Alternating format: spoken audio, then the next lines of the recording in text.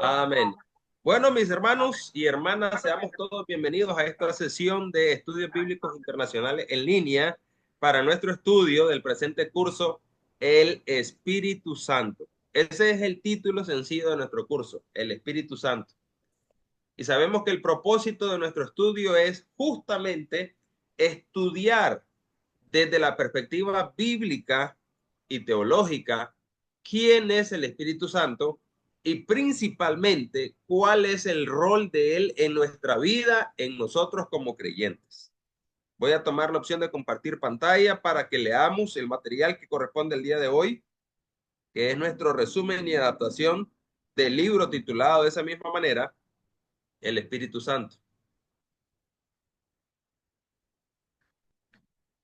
Es muy importante estudiar al Espíritu Santo desde la perspectiva del Antiguo Testamento, cómo el Espíritu Santo aparece en el Antiguo Testamento.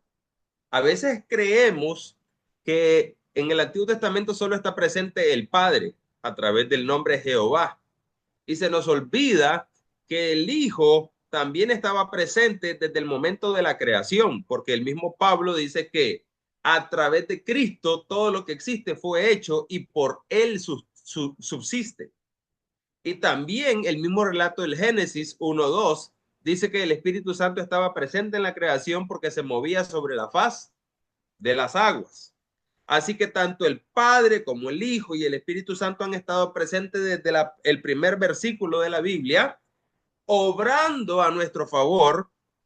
Y obviamente Jesucristo se vino a humanizar y se nos dio a conocer de una manera material en la persona de Jesucristo, ya hasta el siglo primero de nuestra era, pero en el Antiguo Testamento ya estaba actuando desde el momento de la creación.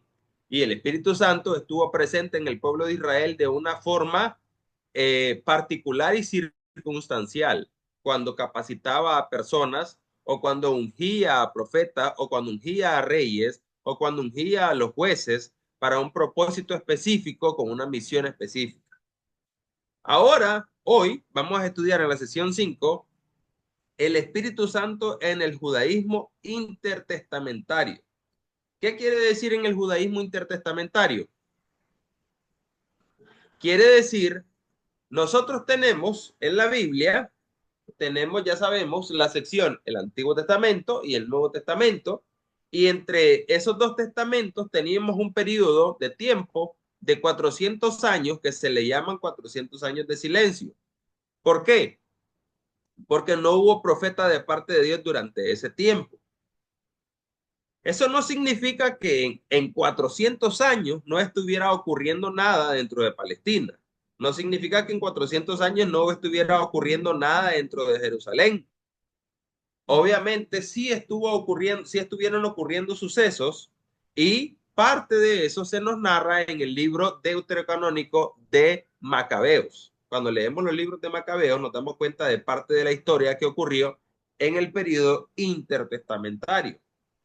En esta ocasión estamos estudiando el tema específico del Espíritu Santo y lo vamos a ver desde la perspectiva del judaísmo en ese periodo de tiempo, en esos 400 años de silencio, desde después del profeta Malaquía hasta antes que viniera Juan el Bautista en el Nuevo Testamento.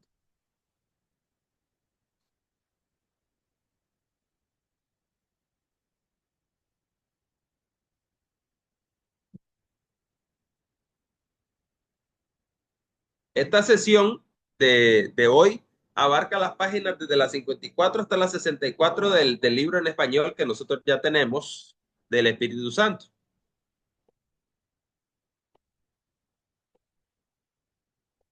Leamos aquí. Durante siglos, el pueblo de Israel fue testigo de la acción del Espíritu de Dios en la historia y trató de expresar esa experiencia con el lenguaje que tenía a su disposición. Quiero que notemos esto. Nosotros, cuando... Permítame un segundo. Aquí, estamos mejor. Cuando nosotros tenemos una experiencia, obviamente, vamos a tratar de narrar esa experiencia desde nuestro propio lenguaje. la experiencia puede ser tan válida, pero la expresión o la forma en la que nosotros desarrollemos y contemos esa experiencia va a estar determinada por mucho con el lenguaje que nosotros tengamos a la mano. Aquí dice que durante siglos el pueblo de Israel fue testigo de la acción del Espíritu Santo en la historia y trató de expresar esa experiencia con el lenguaje que tenía a su disposición. Sin embargo, con el paso del tiempo, especialmente durante el periodo intertestamentario y la influencia del pensamiento griego, que estamos hablando del tiempo contemporáneo, la influencia de los griegos no se dieron solamente allá afuera, también ocurrió hacia el judaísmo. Los judíos vivían en Jerusalén, en Palestina, en Judá, y ellos también fueron influenciados porque fueron parte del territorio del imperio greco-romano, del imperio griego primeramente. Entonces, gracias a esa influencia del pensamiento griego y la filosofía griega, comenzaron a surgir preguntas nuevas y profundas. Por ejemplo, ¿qué es el espíritu humano? ¿Es lo mismo que el espíritu de Dios? ¿Dónde termina la carne y dónde comienza el espíritu? ¿Qué ocurre después de la muerte? Esas preguntas son preguntas que surgieron en un pensamiento judío en el periodo intertestamentario debido a la influencia de la filosofía griega. En esta sesión se sumerge en una de las secciones más complejas del libro de este señor Edward Schweitzer, porque trata de responder a preguntas fundamentales sobre la identidad humana, sobre la acción del Espíritu Santo y el destino eterno del alma. El autor analiza cómo el judaísmo de la época fue influenciado por ideas griegas como el platonismo y el estoicismo, y cómo eso afectó la forma en que se entendía al ser humano como cuerpo, alma y espíritu. También explora temas teológicos cruciales como la inmortalidad del alma, la resurrección, la sabiduría divina y el papel del espíritu en la vida, la muerte y la futura consumación del reino. A través del estudio de pasajes bíblicos clave y textos judíos de la época, este señor, el autor de nuestro libro, pone en evidencia las tensiones entre la fe revelada en las escrituras y las ideas filosóficas con las que tuvo que convivir. Con el fin de facilitar la comprensión y la reflexión, este material ha sido organizado en 8 módulos temáticos y cada uno incluye, primero, objetivos específicos, contenido clave basado directamente en las afirmaciones del señor Schweitzer, una aplicación práctica pensada para nosotros como obreros del Señor que desea comprender más profundamente el papel del Espíritu en la vida humana. Algunas preguntas que nos van a guiar en esta sesión para que usted las tenga en mente. Permítame. Aquí las tenemos, mire. Preguntas que necesitamos tener en la mente durante esta sesión. ¿Cuál es la primera?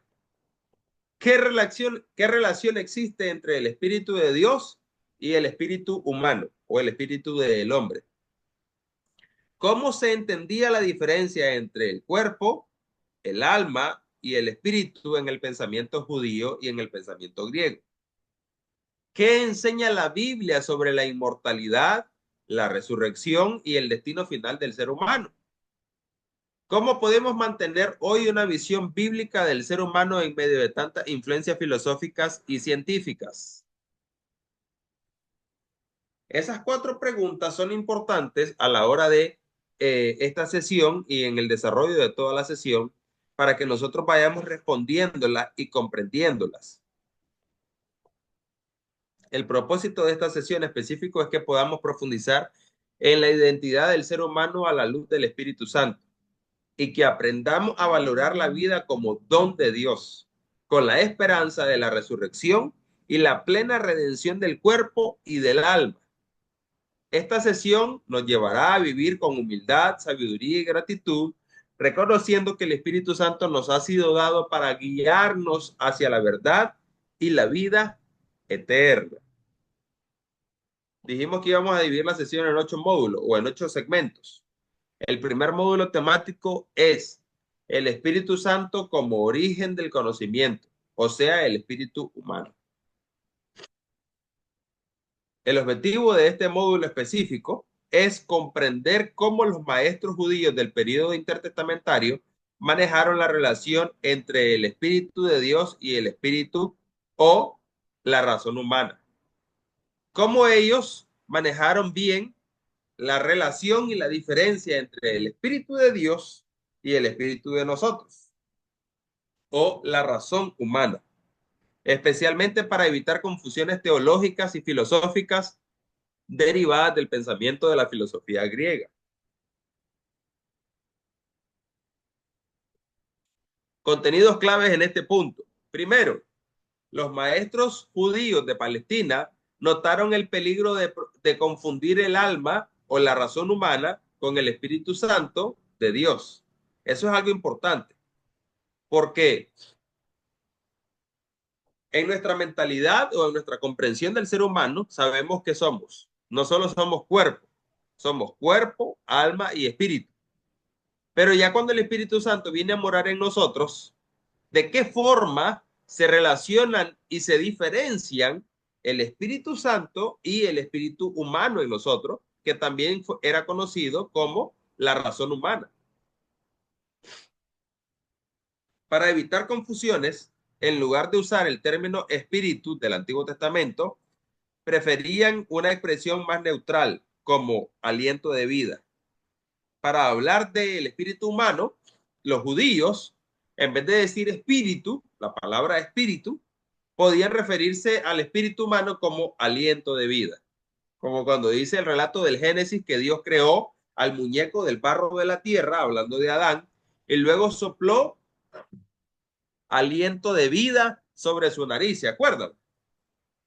El relato del Génesis nos cuenta de esa forma cuando Dios formó a Adán.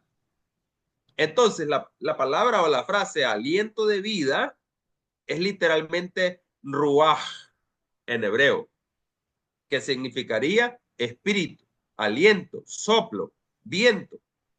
En griego es el equivalente a neuma. Flavio Josefo, que era un gran historiador judío, muy respetado, secular, él no era cristiano, pero lo citamos porque era contemporáneo a Jesús. Y entonces sus escritos son tan válidos para hablar de Jesús porque él era un historiador secular. Flavio Josefo casi no usa la palabra espíritu en el sentido del espíritu humano. En todo caso, él dice que alma y espíritu están localizados en la sangre.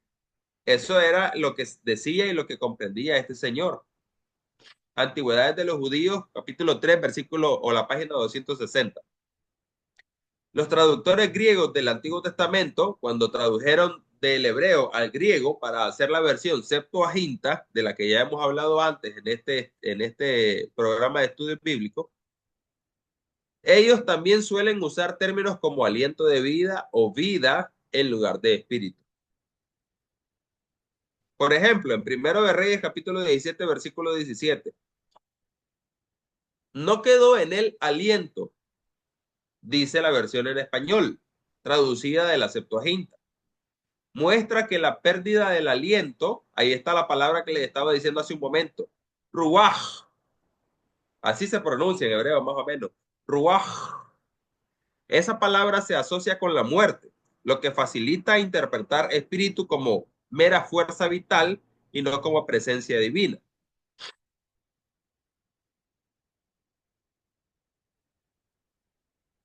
Job 34:14 dice, si él pusiese sobre el hombre su corazón y recogiese así su espíritu y su aliento, aquí el espíritu y el aliento están bajo el control de Dios.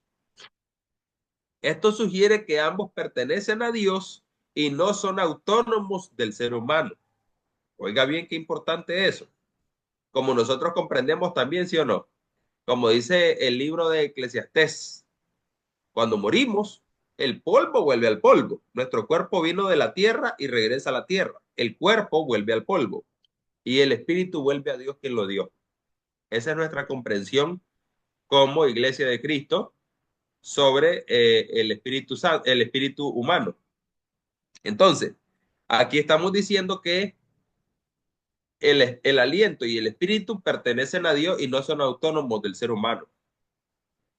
Daniel 5:23 nos dice, al Dios en cuya mano está tu vida y cuyos son todos tus caminos, nunca honraste. Afirma que el espíritu o vida del ser humano está completamente en las manos de Dios, rechazando una visión griega de autonomía del alma. Eso sí es importante. Dice que el espíritu o la vida del ser humano está completamente en las manos de Dios. Y eso descarta o rechaza la idea de la filosofía griega y de la visión de la cosmovisión griega que nuestra alma es autónoma. Daniel 10:17 dice, me faltó la fuerza y no me quedó aliento. Refuerza la conexión entre el aliento como fuerza vital que puede desaparecer ante una experiencia espiritual o una visión. Y el último versículo como ejemplo, Isaías 38:12 dice, como tejedor corté mi vida. Sugiere que la vida es como un hilo que puede cortarse, aludiendo a la fragilidad del espíritu humano frente a Dios.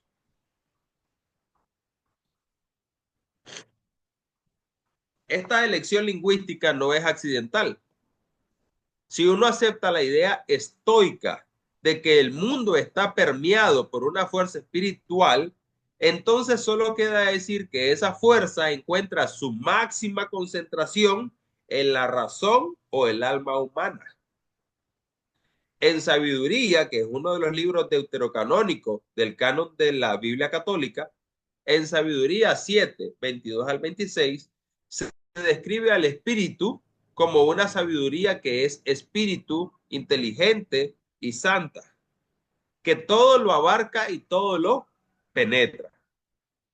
Justo después, y cabe decir que ese libro de sabiduría, que es de la sección de deuterocanónicos en el canon católico, corresponde al periodo intertestamentario, porque en ese periodo intertestamentario se produjo mucha literatura, especialmente literatura que estuvo influenciada por el pensamiento y la filosofía griega.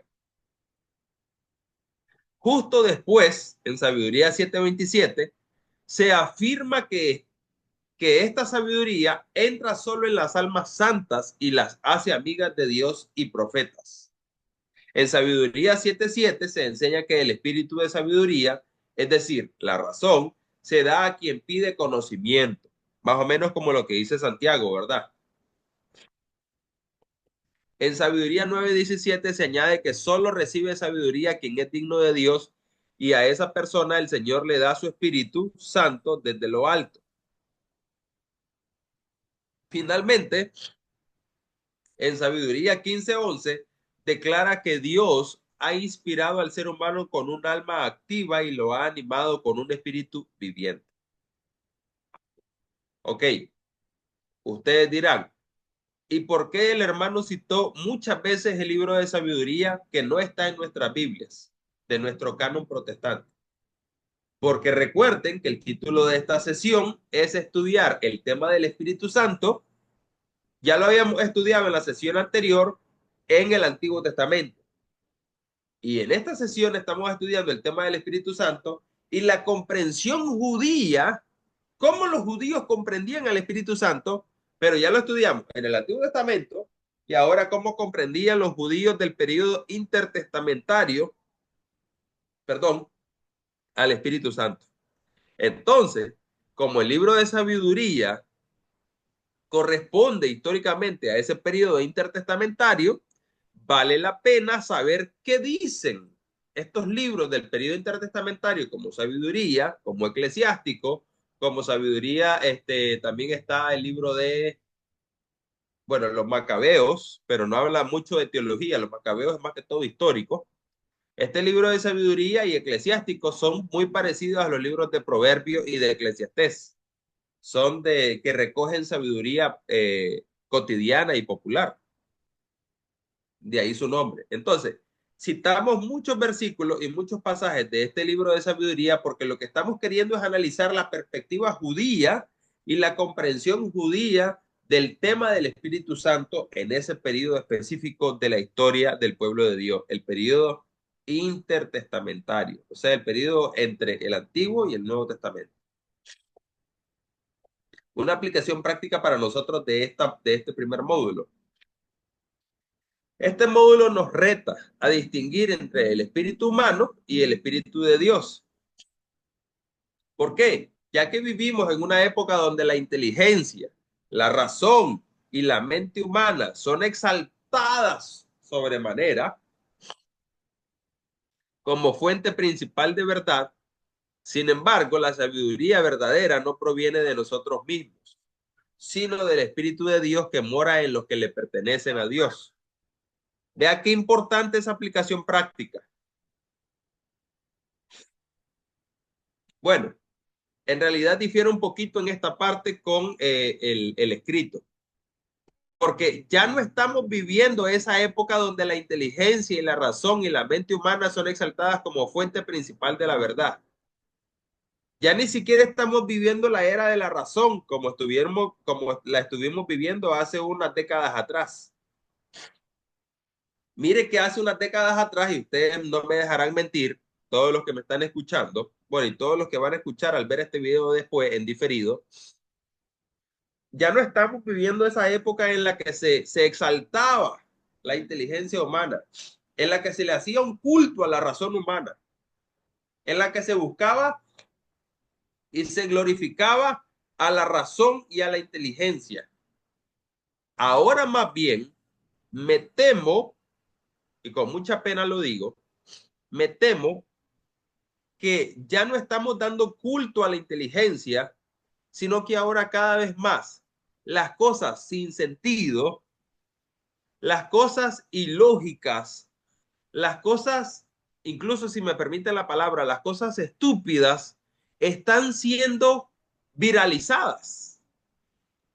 Antes, para tener un video viral en las redes sociales, ese video tenía que decir algo realmente inteligente, algo brillante. Había que tener ideas que propusieran algo que llamara la atención. Hoy en día, si usted analiza en las redes sociales, por ejemplo, los contenidos que se viralizan casi no son los contenidos informativos. ¿Cuáles son los que se viralizan? Se viralizan los chismes, los que se llaman las fake news, las noticias falsas, y se viraliza solo lo que nos hace reír. Por ejemplo, usted puede ver videos enteros en YouTube o en cualquier otra red social que son solo de caídas de personas, por ejemplo. Personas cayéndose, niños, jóvenes, ancianos, personas cayéndose. Y esos videos que causan tanta risa a la gente se viralizan, mire, y tienen millones, cientos de millones en reproducciones. Ah, pero si hablamos de temas que son productivos, de temas de salud, de temas sobre el desarrollo humano, y usted analiza, haga una simple comparación, entre a cualquier red social y busque un video que sea informativo, que sea muy importante, de información muy importante, y busque el dato, cuántas reproducciones tiene y cuántas veces ha sido compartido. Y usted va a encontrar que tendrá sus miles. Pero un video que puede ser cualquier cosa, cualquier frivolidad, cualquier cosa vana, solo porque hace reír o solo porque fomenta el morbo en las personas, tiene millones de reproducciones. Millones. Esto más, la música es un claro ejemplo de lo que estoy diciendo. Antes, los compositores de música tenían que tener un gran talento para componer música. Hoy en día se le llama artista y cantante a gente que ni siquiera sabe cantar. En México parece que hay una industria entera que promueve a gente que sin talentos, simplemente porque se suman a la industria que promueve una filosofía la famosa filosofía de el género, la famosa filosofía de que cada vez más se promueven los antivalores más que los valores. Entonces, ya no estamos viviendo en esa época en donde la inteligencia y la razón humana son exaltadas. Al contrario, todo lo contrario. Ya estamos cayendo en el otro extremo. Hasta hace 2 siglos vivíamos en la era de la razón y por eso el ateísmo en Europa se popularizó. ¿Por qué? Porque como Dios no puede ser experimentado a través de los sentidos humanos, a través de la razón humana, Dios no puede ser comprendido. Eso no significa que Dios sea irracional, porque hay 3 términos. Está lo racional, lo irracional y Dios realmente es suprarracional. Dios no es irracional.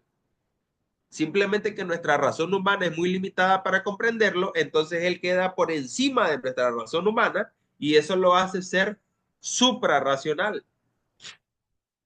Entonces, hace un par de siglos, en la era de la razón, en Europa especialmente, que se popularizó esta corriente filosófica y de pensamiento, eh, se exaltaba la razón como el único filtro o el mejor filtro para comprender todo. Lo que no podía ser comprendido a través de la razón se descartaba como verdadero. Por eso el ateísmo floreció y se viralizó, se popularizó. Hoy en día, más bien ser ateo ya está pasado de moda. Ya hoy en día la meta de ellos no es vender la idea de que Dios no existe. No. Hoy en día la tarea de ellos es hacer a Dios a la manera que a la gente le conviene. Ya el mundo y las corrientes filosóficas actuales no buscan contradecir a nosotros los cristianos con que Dios existe. No. Lo que ellos quieren es fabricar a Dios a su manera y luego decirlo, este es el Dios verdadero. Eso es lo que ellos quieren ahora. Ya saben que no pueden convencernos de la idea de que Dios no existe, pero ahora quieren convencernos de que Dios no es como nosotros lo creemos, sino que es como ellos dicen. Por ejemplo, el movimiento LGTBQ y todas las letras que le vayan a poner. Ellos no dicen que Dios no existe. Si usted analiza los discursos de esa gente, de los simpatizantes y de todos los que promueven esa filosofía, esa ideología de género, ellos lo que dicen es que Dios es amor y que Dios ama sin condiciones y que Dios ama a la persona tal y como ella sea. Y eso es verdad, pero hay que tener cuidado con el entendimiento de esa frase. Si Dios es amor, Dios nos ama tal como somos. Dios ama a todo, al heterosexual y al homosexual. Pero hay que comprender lo que Dios aborrece. Así como Dios ama al alcohólico, pero aborrece el alcoholismo. Dios ama al ladrón, pero aborrece el hurto, porque por eso en la ley dice, no robarás. Dios ama al hombre adúltero, porque al fin y al cabo es su creación, pero aborrece el adulterio, ¿sí o no? O Dios le va a decir al adúltero, véngate, venite pues, solo porque te amo, te voy a dejar que tengas otra mujer y que vivas en adulterio. ¿Verdad que no? Dios ama a la persona, pero aborrece su pecado. Entonces, Dios ama al homosexual, pero aborrece la práctica de la homosexualidad. La sola idea de un hombre con un hombre o una mujer con una mujer en relaciones sexuales es perversidad delante de Dios. Porque si no, entonces Dios hubiera creado mejor a 2 hombres o a 2 mujeres, o hubiera hecho 2 parejas, una pareja de hombres y una pareja de mujeres. Pero lo cierto es que Dios creó a un hombre y a una mujer y ese es el diseño original de Dios y les dio la orden de reproducirse y de ahí tenemos la idea de familia y es justamente esa idea y ese diseño de familia que Dios creó y que el hombre quiere pervertir. Entonces, tenemos que tener mucho cuidado con la época en la que estamos viviendo. Y regresando al tema del Espíritu Santo, como creyentes debemos pedir discernimiento para que la sabiduría que guía nuestras decisiones no sea humana, no sea una simple sabiduría humana, sino el Espíritu Santo derramado desde lo alto. También aprendemos que el Espíritu no entra en cualquiera. entra en las almas santas, en quienes han sido transformadas, las que han sido transformadas por Dios. Por eso es que según la Biblia, Hechos 2:38 específicamente, nosotros nos bautizamos para recibir al Espíritu Santo. Si alguien se preguntaba si el Espíritu Santo puede morar en una persona que no ha sido bautizada, la respuesta bíblicamente es no. Necesitamos ser bautizados para poder recibir al Espíritu Santo. ¿Por qué?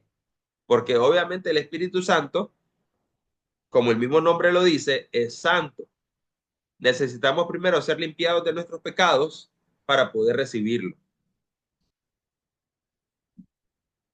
Módulo temático 2. Espíritu y carne en tensión. Después de este módulo temático 2, vamos a hacer un breve receso de 5 minutos, por favor, porque por la misma gripe, si ya notaron, necesito hacer una pausita, pero vamos a abarcar el material, así que vamos a leer el módulo temático 2 y luego hacemos la pausa. Espíritu y carne en tensión. Eso es importante que nosotros comprendamos. Espíritu y carne. El desafío del pensamiento griego. Estamos estudiando el tema del Espíritu Santo en la mentalidad judía, pero como llegamos al punto en que los judíos también fueron influenciados por la filosofía y el pensamiento griego, entonces necesitamos discernir bien una cosa y la otra. En este módulo buscamos, o nuestro objetivo es comprender cómo el pensamiento griego, especialmente el pensamiento platónico, el pensamiento que popularizó Platón, influyó en la manera en que algunos intérpretes judíos y cristianos posteriormente concibieron la relación entre el cuerpo, que es la carne, y el espíritu. Y vamos a contrastar esa visión con el mensaje bíblico sobre la unidad del ser humano. Eso es importante. Los contenidos claves de este módulo. Primero, el contraste platónico entre alma celestial y cuerpo terrenal generó dificultades para mantener la visión bíblica de la unidad, cuerpo y espíritu. Los maestros de Israel enseñaban que es la combinación de espíritu y cuerpo, perdón, la que forma la creación de Dios. Oiga bien, retrocediendo un poco la cinta, los maestros judíos en Israel enseñaban que la carne y el espíritu es la combinación. O sea, la unión entre el espíritu y el cuerpo es la que forma, perdón, la creación de Dios. Cuando hablamos de que Dios nos creó, tenemos que comprender que Dios nos creó como seres integrados, seres del cual toda nuestra composición humana, cuerpo, alma y espíritu, es una unidad, es una integridad absoluta. En la Biblia, experiencias místicas como ascensiones al cielo son descritas tanto como en el espíritu como tanto como en el cuerpo como en el espíritu. Judith 10:13, por ejemplo, otro de los libros deuterocanónicos del canon católico. Judith 10:13, que también pertenece al periodo intertestamentario. Y Sirácida 14:16 al 17. Son libros deuterocanónicos, no están en nuestra Biblia, pero los estamos citando porque estamos comprendiendo ese periodo de la historia. Estos libros muestran que la palabra carne y espíritu pueden usarse de manera intercambiable como sinónimos de lo humano que es pasajero. Isaías 31:3 enseña que los egipcios son hombres y no son Dios, y sus caballos son de carne y no de espíritu, lo que indica limitación humana frente al poder divino. La Biblia hebrea habla de Dios como el Dios de los espíritus de toda carne, en Números 16:22 y 27:16. expresando así unidad. Mire, dice que Dios es el Dios de los espíritus de toda carne. Eso hace que la carne y el espíritu sean una unidad.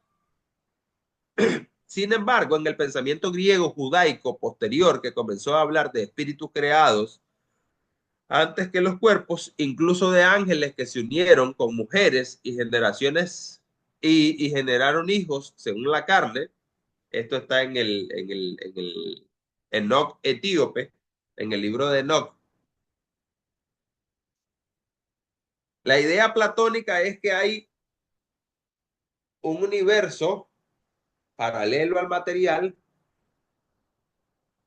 un mundo espiritual, y en ese mundo espiritual están las almas, todas las almas humanas.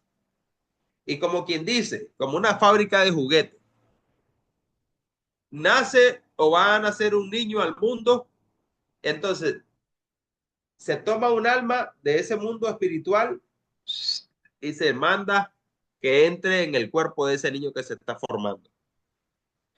Entonces, Platón, el famoso filósofo griego, tenía una cosmovisión de que este mundo material coexiste paralelamente a un mundo sobrenatural en el cual él llamaba el mundo de las almas.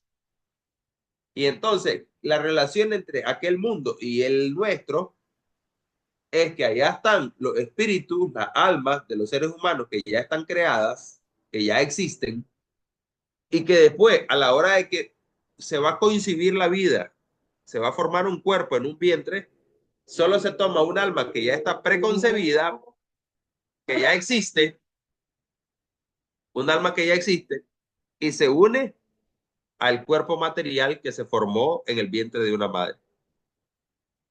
Pero esa es una filosofía de Platón. Y Platón, recordemos, por muy interesante que sean sus escritos, por muy gran filósofo que haya sido, Platón no era cristiano. Platón no tenía la inspiración del Espíritu Santo como la tenían los profetas del Antiguo Testamento. Así que a la hora de estudiar Platón, podemos leer Platón, podemos estudiar su filosofía, de hecho necesitamos estudiar su filosofía para comprender lo que él pensaba y luego ver cómo eso influenció la mentalidad judía y la mentalidad de los escritores de la Biblia, ya en el Nuevo Testamento, pero también comprender y discernir lo que es correcto y lo que no es correcto. Libros como Sabiduría, 7, 1 y 2 y cuarto de Macabeos, 7, 13 al 14, distinguen entre carne, nervios y músculos como lo inferior y el espíritu como lo racional y lo superior. Aquí estamos hablando en el pensamiento judío, influenciado por el pensamiento griego, llegaron a creer que el espíritu y el cuerpo son cosas disolubles, separables. Pero lo cierto y la perspectiva bíblica del Antiguo Testamento es que no, que somos una unidad. Filón enseña que los humanos que viven solo por la carne están alejados del espíritu y solo quienes viven según la razón pueden percibir a Dios. Ese era un filósofo griego. Filón era un judío, era un judío, pero era filósofo influenciado por la filosofía griega. Esta visión llevó a una interpretación desequilibrada del ser humano, donde el cuerpo es carga y solo lo espiritual es valioso. Aún así, la Biblia habla más bien de espíritu y carne como realidades que coexisten en la creación, no de alma y cuerpo como cosas separadas. Génesis 2:7, en Génesis 2:7 se afirma que Dios sopló espíritu de vida en el hombre, no que le añadió una sustancia separada, como lo diría el alma platónica. La aplicación práctica de este módulo número 2 es que hoy también hay quienes desprecian el cuerpo y exaltan lo espiritual.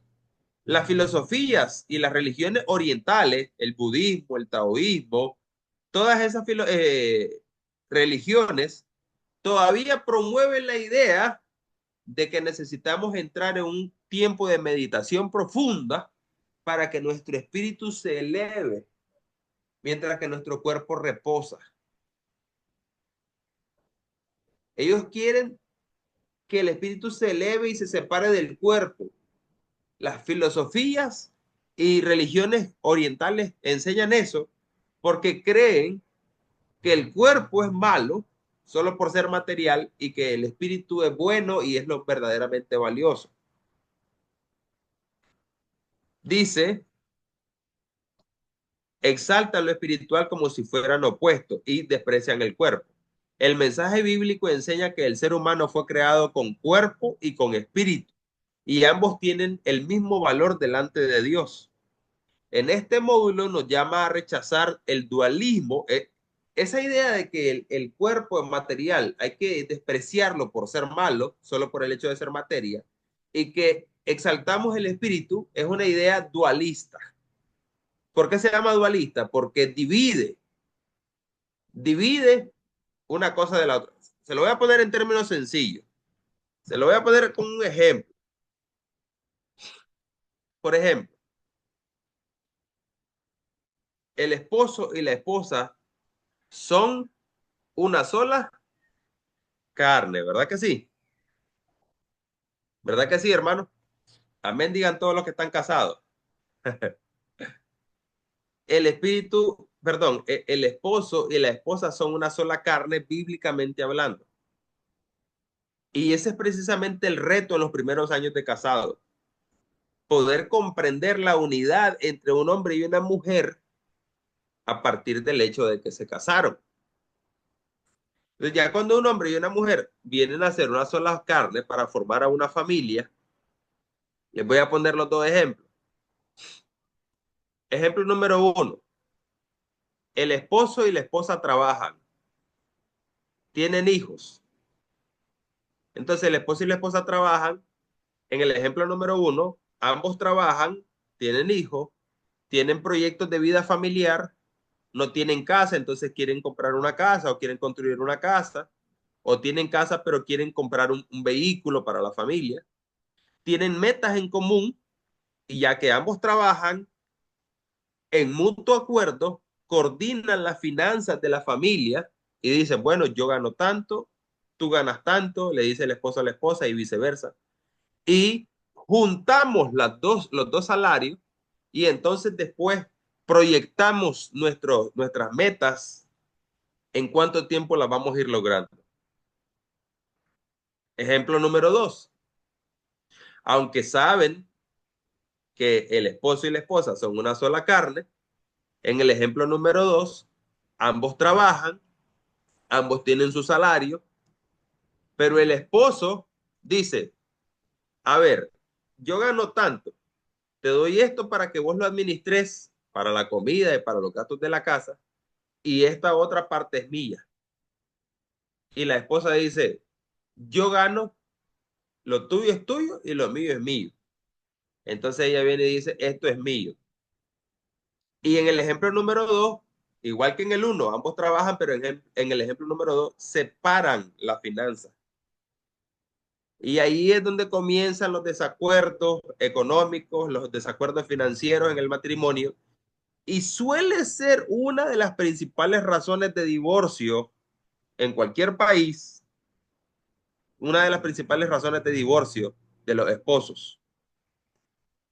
El tema de la finanza, el tema de la religión o el tema de la espiritualidad, el tema de no poder manejar bien la relación con la familia del uno y del otro.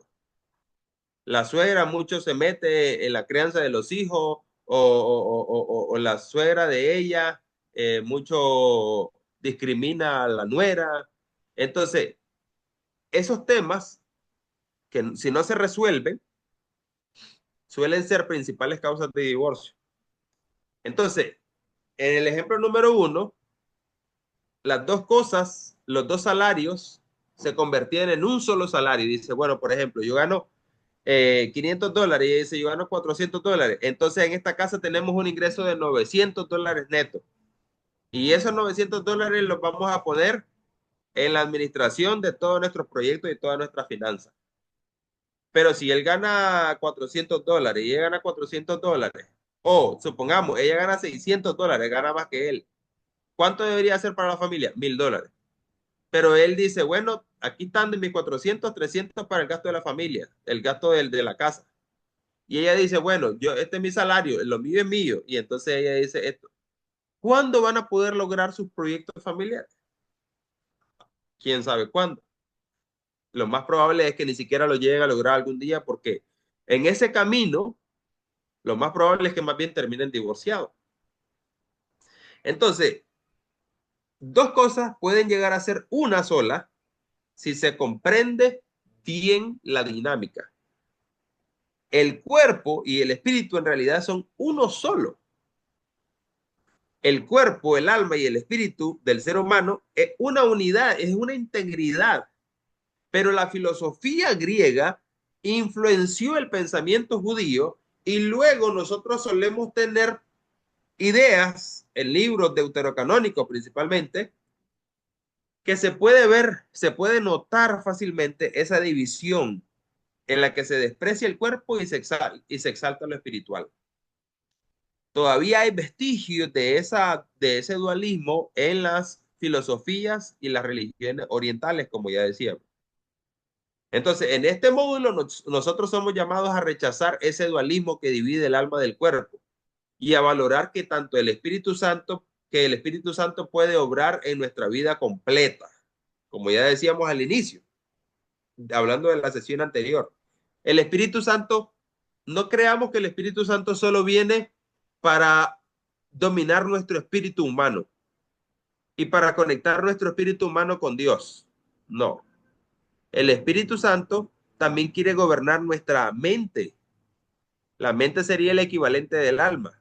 El Espíritu Santo también quiere dominar nuestra mente, o no es eso lo que dice el apóstol Pablo en Romanos capítulo 12, versículo 2, que no nos conformemos a este siglo, sino que nos transformemos en el espíritu de nuestra mente, dice, para que comprobemos cuál sea la buena voluntad de Dios, agradable y perfecta. El Espíritu Santo también quiere dominar nuestro cuerpo, porque ya que nuestro cuerpo es su templo, conviene cuidar el templo del Espíritu Santo, ¿sí o no? Y bueno, sabemos que la mayoría de cristianos no somos muy sabios para administrar bien nuestro cuerpo, ¿sí o no? Preferimos un vaso de gaseosa a un vaso de fresco natural. Preferimos una comida chatarra a un plato de comida saludable. Preferimos el ocio a hacer ejercicio. Y con hacer ejercicio no digo que necesariamente tengamos que ir al gimnasio. No, salir a caminar a media hora al día, 40 minutos al día, trotar un poco por ahí, le hace bien al cuerpo. Le hace bien al cuerpo y le demostramos al Espíritu Santo que lo estamos dejando dominar todas las áreas de nuestra vida, completamente nuestro ser. Él quiere tener dominio de todo nuestro ser. Hay personas que creen que el Espíritu Santo solo quiere dominar nuestro espíritu para conectarnos con Dios cuando vamos a la iglesia a adorar a Dios, para que cantemos bonito, o que el Espíritu Santo solo viene para dotarnos, para predicar bonito, para dirigir canto bonito, para evangelizar. Pero ¿quién quita que también el Espíritu Santo viene a nosotros para darnos una mejor calidad de vida, mejor salud, mejores pensamientos? Que nuestra mentalidad esté dominada por el Espíritu Santo y tengamos lucidez de mente. ¿Quién quita que el Espíritu Santo también quiere obrar de esa forma? Porque Él dice, el Espíritu Santo puede obrar en nuestra vida completa, en nuestra mente, en nuestras emociones. Las personas que son iracundas y piensan que yo así soy y nadie me puede cambiar. Es verdad, nadie humano lo puede cambiar, pero el Espíritu Santo también quiere transformar a una persona iracunda o una persona que se mantenga muy triste, muy deprimida. El Espíritu Santo también quiere tomar control de eso. El Espíritu Santo también quiere tomar control de nuestras acciones corporales. También el Espíritu nos anima a reconocer que el verdadero enemigo no es el cuerpo. Este módulo nos anima a reconocer que nuestro enemigo no es nuestro cuerpo. Ese es el dualismo griego, que cree que la materia es mala por sí misma. Pero nuestro verdadero enemigo no es nuestro cuerpo, sino el pecado que corrompe tanto el cuerpo como el espíritu. El pecado es nuestro enemigo, no nuestro cuerpo. ¿Estamos de acuerdo? Vamos allá al módulo temático número 3, pero vamos a hacer esa pausita de 5 minutos de la que hablamos antes. Así que, por favor, hermano Rocky, si puede pausar la grabación. Son las 5:12. Nos vemos exactamente en 5 minutos.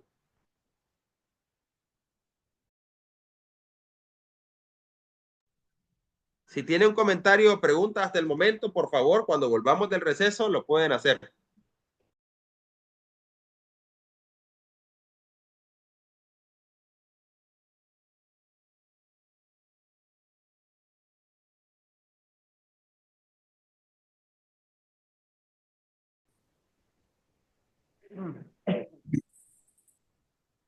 Hermanos, regresando del receso, continuamos nuestra reflexión, nuestra lectura sobre, estamos en el tema de el Espíritu Santo, analizándolo desde o en el momento de el pensamiento judaico intertestamentario, el pensamiento del judaísmo intertestamentario. Y cómo en ese periodo de tiempo los judíos fueron muy influenciados por la filosofía y el pensamiento griego. Dijimos que íbamos a dividir toda la sesión en 8 módulos temáticos. Estamos en el tercero. Son cortos, así que podemos irlos abarcando uh, uno a uno. El alma, la razón y el Espíritu Santo, una identidad ambigua. El objetivo de este módulo temático es explorar las dificultades teológicas que surgen al tratar de identificar el alma, la razón humana o la vida biológica del hombre con el Espíritu Santo a la luz del pensamiento judío, griego y de los textos del Antiguo Testamento. El contenido clave, primero, en el Antiguo Testamento no se afirma con claridad que la vida biológica del hombre ni la de los animales sea idéntica al Espíritu Santo. Se plantea la pregunta, ¿es el alma del hombre lo que sea que eso signifique lo mismo que el Espíritu Santo? ¿O bien es el espíritu solo una forma de referirse a la razón humana distinta del instinto animal? Vamos haciendo preguntas que nos hagan reflexionar para que luego las vayamos respondiendo. También se explora si el espíritu se manifiesta solo en formas especiales como la sabiduría, la percepción religiosa o el llamado profético. Estas preguntas muestran la dificultad de establecer una relación clara entre la capacidad humana, o sea, el alma, la razón, la percepción, y la acción del Espíritu Santo. El alma es vista como un don de Dios, pero también como un préstamo que puede ser revocado. El alma, la verdadera sabiduría no proviene solo de la razón humana, sino del temor de Dios, según Proverbios 1:7, el cual es un don del Dios, del mismo Dios. Filón, otra vez, Filón, distingue entre inspiración divina, que da conocimiento verdadero de Dios, y la razón natural o la razón humana. Surgen entonces varias alternativas interpretativas a este tema. Ponga atención en esto, que esta parte es interesante. Según Platón, hay que dividir al hombre entre el alma divina y el cuerpo material que es pecaminoso. El pensamiento persa dice que hay que distinguir entre el espíritus buenos y espíritus malos que influyen en el hombre. La tradición judía dice que Dios es el único creador del alma y del espíritu humano. La carne es frágil y sujeta a muerte, pero también el espíritu humano es vulnerable. La verdadera fuente de tentación está en el mismo espíritu humano, no solo en el cuerpo.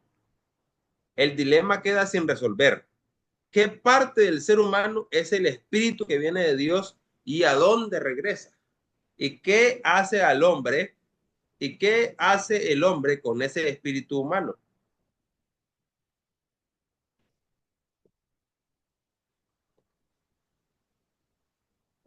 La aplicación práctica de estas preguntas y de toda esta trama de dividir bien y de entender bien la relación y la diferencia entre espíritu, alma y cuerpo, una aplicación práctica de esto sería En este módulo este módulo nos reta a reflexionar sobre la dignidad y la responsabilidad humana.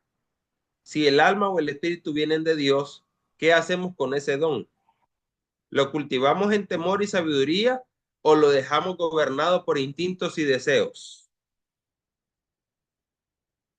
Como creyentes necesitamos discernir entre la razón humana y la sabiduría que viene del Espíritu de Dios y no dar por sentado que todo pensamiento elevado o toda decisión emocional es dirigida por el Espíritu. Ser guiados por el Espíritu requiere discernimiento, humildad y obediencia. Qué bonito, ¿verdad? Si el alma o el espíritu humano vienen de Dios, la pregunta es, ¿qué hacemos con ese don? ¿Lo estamos cultivando en temor y sabiduría o lo dejamos gobernado por instintos y deseos humanos? Como creyentes nosotros necesitamos discernir entre la razón humana y la sabiduría que viene del Espíritu Santo y no dar por sentado que todo pensamiento elevado o toda decisión emocional es dirigida por el Espíritu. Ser guiados por el Espíritu requiere discernimiento, humildad, vea bien, y obediencia. Por eso dice la Biblia que Dios da gracia a los humildes y rechaza a los soberbios, a las personas altivas. ¿Por qué? Porque el orgulloso, la persona que es orgullosa, no va a obedecer. Porque para obedecer hay que ser humilde. Entonces, la persona que es orgullosa va a sufrir mucho, porque si no obedece la palabra de Dios, tarde o temprano va a sufrir las consecuencias de sus decisiones y de su desobediencia. El módulo temático 4, el Espíritu Santo y el Mesías en la consumación futura. Qué importante, qué interesante, me deja intrigado este tema. El Espíritu Santo y el Mesías en la consumación futura. El objetivo en este módulo es comprender cómo el judaísmo intertestamentario concebía la actividad del Espíritu Santo en relación con el Mesías y el futuro, y cómo estas ideas reflejan una concentración en el individuo más que en la creación. Contenido clave. Primero, el judaísmo en este periodo intertestamentario menciona poco la actividad del Espíritu Santo en la creación y se enfoca más en su acción dentro del individuo. La esperanza mesiánica se centra en un Mesías que reinará poderosamente en el Espíritu, según los Salmos de Salomón en 17:37 y 18:7. Este Mesías será lleno de la gloria de Dios y del espíritu de entendimiento, santidad y gracia, según el testamento de Leví 18:7 y el testamento de Judá 24:2. Todas estas citas son de libros que corresponden al periodo intertestamentario porque es el momento del que estamos estudiando. En un pasaje posiblemente posterior al cristianismo, estamos hablando del Enoc etíope, en el capítulo 62, versículo 2, se describe a un hijo del hombre sobre quien se derrama el espíritu de justicia, capacitándolo para juzgar a los pecadores. Ahí está la relación en el pensamiento judío intertestamentario, ahí está la relación entre el Espíritu Santo y el Mesías en una acción escatológica o una acción futura. El Espíritu Santo, también conocido en estos libros como Espíritu de Justicia, capacitará al Mesías, al Hijo del Hombre, para juzgar a los pecadores. Aplicación práctica de este módulo número 4 dice, como creyentes, esto nos invita a reflexionar en cómo el Espíritu Santo no solo actúa en el pasado o en la creación, sino que tiene un rol fundamental en la obra del Mesías actualmente. Hoy reconocemos a Jesús como ese Mesías prometido, lleno del Espíritu Santo. Su reinado no es solo futuro, ya comienza en nosotros. Comienza desde que el Espíritu Santo nos transforma con entendimiento, en santidad y gracia. Esperamos su venida, pero ya vivimos en el poder de su Espíritu. Nosotros estamos en la era del Espíritu Santo. Estamos viviendo la era del Espíritu Santo porque desde que fue derramado en el día de Pentecostés y está disponible para todos los creyentes desde el momento que somos bautizados, entonces el Espíritu Santo quiere transformarnos, quiere darnos entendimiento, quiere santificarnos y llenarnos de gracia. ¿Todo eso para qué? Para que podamos aguardar con ansias la segunda venida del Mesías a fin de pasar a la eternidad en los cielos juntamente con él. En el módulo temático número 5, el Espíritu Santo y la inmortalidad del alma. Aquí sí creo que va a haber mucha participación y preguntas, porque ya cuando hablamos de este tema de la inmortalidad del alma, muchos se quedan ahí picaditos y cuando muramos, ¿a dónde va nuestra alma? ¿Y qué va a pasar con ella? Y exactamente cómo será después de que muramos, ¿va a ser el juicio? ¿No va a ser el juicio? ¿El alma va a pasar directamente al cielo o no? ¿O al infierno, los que no son creyentes? Exactamente cuál es esa relación y cuál es ese aspecto del alma que va a de lo que va a suceder con ella después de la muerte del ser humano. El objetivo de este módulo es comprender cómo evolucionó en el judaísmo intertestamentario la creencia en la inmortalidad del alma o del espíritu a partir de pasajes bíblicos y escritos judíos y evaluar sus implicaciones teológicas. Y nosotros podemos ver una clara diferencia entre el pensamiento judío del Antiguo Testamento y el pensamiento judío del Nuevo Testamento. Y digo el pensamiento judío del Nuevo Testamento porque recordemos que Pablo, que escribió el mayor porcentaje del Nuevo Testamento, Pedro, Juan y casi todos los escritores del Nuevo Testamento fueron judíos. Ellos eran judíos, su mentalidad era la de un judío. Lo que ellos habían leído hasta antes de conocer a Jesús solo era la ley, era la Torá, el Tanakh, la Torá, el Levín, los Ketubim, o sea, el Antiguo Testamento. Así que cuando vemos el Nuevo Testamento, nosotros vemos una clara relación e influencia del Antiguo Testamento sobre el Nuevo, pero también vemos diferencias en la mentalidad teológica de los escritores del Nuevo Testamento sobre los escritores del Antiguo Testamento, aunque fueran judíos, ambos grupos, porque estos ya habían pasado por la influencia del pensamiento griego. Contenidos clave en este módulo número 5, permíteme.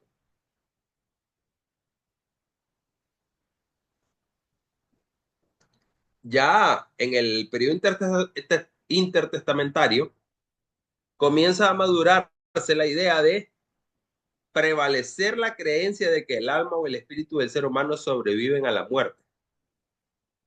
Y creo que casi todos nosotros tenemos ese entendimiento, que cuando morimos, el cuerpo vuelve al polvo y nuestra alma, nuestro espíritu sobreviven a la muerte. Ese es un pensamiento que no lo tenían los judíos del Antiguo Testamento. Lo vinieron a atender los judíos después de una mezcla y una influencia del pensamiento griego. El Salmo 16:10 expresa la convicción de que Dios no entregará el alma del justo al Seol, porque no dejarás mi alma en el Seol, dice, ni permitirás que tu santo vea corrupción. Salmo 16:10, lo cual también se toma como profecía hablando de Jesús, de la resurrección de Jesús. El Salmo 22:30 habla del alma que ya no vive, pero los traductores griegos entienden que se refiere al alma que vive en Dios. Eclesiastés 3:21 plantea la pregunta: ¿quién sabe si el espíritu del hombre sube arriba y si el espíritu del animal desciende abajo a la tierra? Expresando incertidumbre sobre el destino del espíritu. Y Eclesiastés sí es un libro de nuestro canon protestante. Eclesiastés 11:5 indica que nadie conoce el misterio de cómo entra el espíritu en el vientre de una mujer embarazada. En segundo de Macabeos 7:22 al 23, una madre afirma que el Creador dará nuevamente espíritu y vida a sus hijos después de la muerte. En Sabiduría 12:1 afirma que el espíritu inmortal está en todas las cosas. En la literatura sapiencial, solo Dios puede devolver el alma desde el Seol, según Sabiduría 16, 13 al 14. Existe la expectativa de que los justos permanezcan en las manos de Dios y vivan con Él para siempre. El libro de Jubileo enseña que el espíritu de los justos vivirá con Dios por la eternidad. Jubileo 23:31. En el pensamiento griego, el cuerpo se queda en la tierra, pero el espíritu se eleva.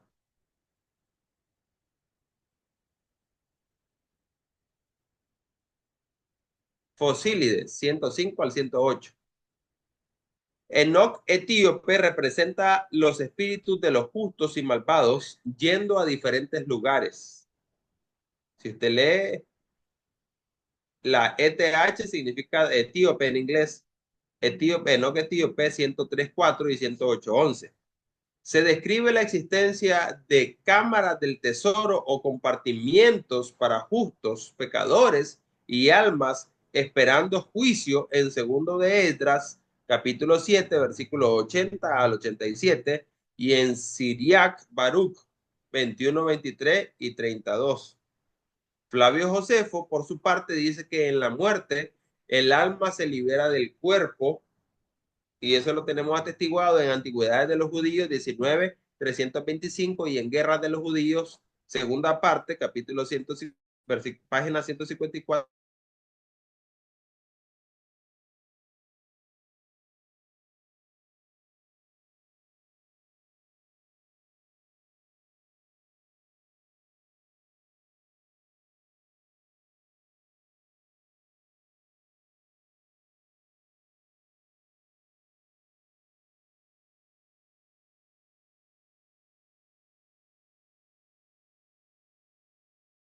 En cada uno de sus momentos, en el Antiguo Testamento, en el Nuevo Testamento y, perdón, en el periodo intertestamentario y en el Nuevo Testamento. Más adelante en nuestro curso vamos a llegar a ese periodo del Nuevo Testamento que es el periodo o que es el material que mejor dominamos, porque somos la iglesia del Nuevo Testamento. Nos gusta más el Nuevo Testamento, lo leemos más, lo estudiamos más. Yo sé que ustedes, cuando hablamos de la inmortalidad del alma y que si el alma sobrevive a la muerte y que si el alma se deja del cuerpo y que si esto y que si lo otro, ustedes ya comenzaron a pensar en pasajes como la parábola del rico y Lázaro y todo eso. Pero no podemos citar el Nuevo Testamento todavía porque queremos comprender bien cómo era la mentalidad de los judíos en el periodo intertestamentario. La aplicación práctica de este módulo número 5 es reflexionar sobre el valor que tiene la esperanza en la vida después de la muerte para la fe cristiana. Reconocer que, aunque la Biblia no siempre define con precisión qué sucede inmediatamente al morir, sí afirma con claridad que el destino final de los justos está en las manos de Dios. Esto nos, esto nos invita a vivir con confianza, con esperanza, pero también con responsabilidad, sabiendo que somos llamados a rendir cuentas ante aquel que da el Espíritu y lo recibe de regreso. El módulo temático número 6. El Espíritu Santo y la resurrección según el judaísmo del periodo intertestamentario. No vamos a hablar de la resurrección citando el Nuevo Testamento. Si ustedes se fijan, no hemos citado ni una sola vez el Nuevo Testamento. Hemos citado libros del periodo intertestamentario y también citas del Antiguo Testamento, porque ya las habíamos pasado, ya habíamos pasado ese periodo. Pero todavía no podemos tener citas o hacer citas del Nuevo Testamento. El objetivo de este módulo, el número 6, que se llama el Espíritu Santo y la Resurrección según el judaísmo intertestamentario, el objetivo aquí es comprender cómo los judíos del periodo intertestamentario enfrentaron las ideas griegas sobre el alma y la inmortalidad y cómo mantuvieron la esperanza de la resurrección según la revelación del Antiguo Testamento. Cabe aclarar, mencionar, recordar que en el Antiguo Testamento la idea de resurrección era bastante limitada. Me llama la atención que cuando a Jesús le preguntaron los saduceos que no creían en la resurrección de los muertos, recuerden que entre fariseos y saduceos habían ciertas diferencias. También habían diferencias ideológicas, de doctrina. Cuando a Jesús le preguntaron sobre la resurrección de los muertos, Jesús, otra idea también entre fariseos y saduceos es que los fariseos creían en todo el Antiguo Testamento o tomaban como inspirado todo el Antiguo Testamento, mientras que los saduceos